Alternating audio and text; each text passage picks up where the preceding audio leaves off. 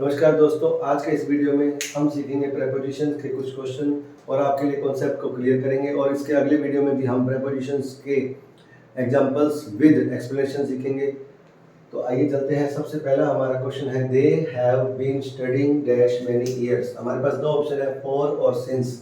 अब दोस्तों, फॉर और सिंस के कॉन्सेप्ट को क्लियर करना है तो सबसे पहले फॉर जो आता है वो पीरियड ऑफ टाइम, समय के अवधि के लिए आता है, एक टाइम पीरियड के लिए आता है। और जो सिंस आता है वो आता है पॉइंट ऑफ टाइम के लिए, जिसमें हमें ये पता होता है कि पर्टिकुलर टाइम है।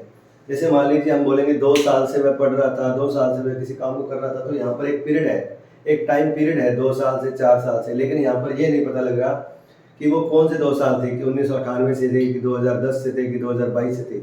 और अगर हम सिंस की बात करेंगे तो यहाँ पर हमारे पास एक पर्टिकुलर पॉइंट ऑफ टाइम होगा। लेकिन यहाँ पर क्या है, मैनी ईयर्स।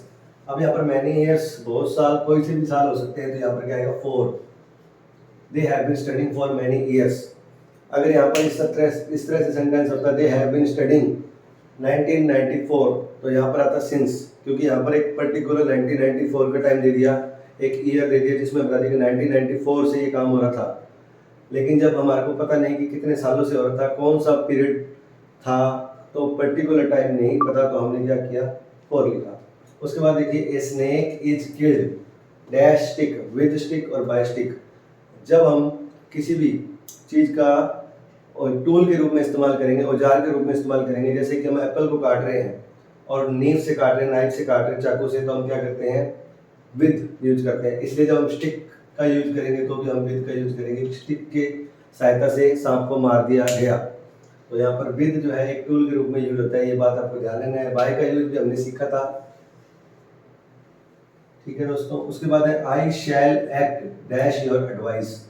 मैं तुम्हारी एडवाइस के अकॉर्डिंग एक्ट करूंगा, काम करूंगा। अकॉर्डिंग टू और अकॉर्डिंग, तो यहाँ पर देखिए दो हमारे सामने हैं, तो यहाँ पर आएगा according to, according to your advice.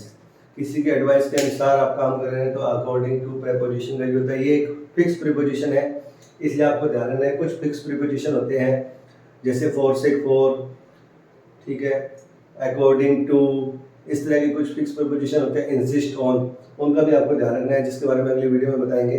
उसके बाद हमारा है, he is the right candidate dash selection for या टू।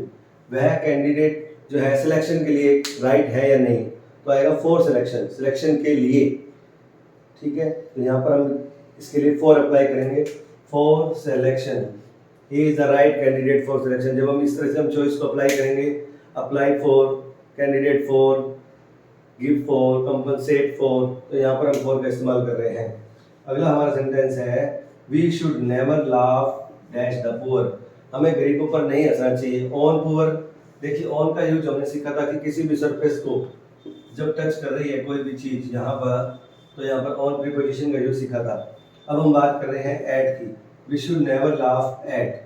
तो एट हमने सीखा था कि किसी उद्देश्य को बताने के लिए, किसी मौके के लिए अगर हम हंस रहे हैं, किसी पर्टिकुलर चीज के बारे में हम बात कर रहे हैं कि उसके प्रति हमारी क्या सोच है, तो यहाँ पर हमने एट का इस्तेमाल किया। We should never laugh at the poor, हमें गरीबों पर नहीं हंसना चाहिए।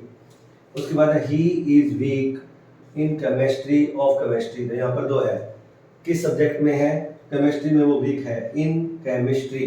दो सब्जेक्ट है, दो हमारे पास ऑप्शन है, इन या ऑफ, तो हमें इन का यूज करना है, ऑफ का यूज नहीं होगा। ऑफ का रिलेशन होता है किसी भी परिवार से, कोई नोबल फैमिली से आता है तो हम ऑफ का इस्तेमाल करते हैं। किसी चीज़ से किसी का संबंध है तो हम ऑफ का इस्तेमाल करते हैं, ये बात ध्यान रखना।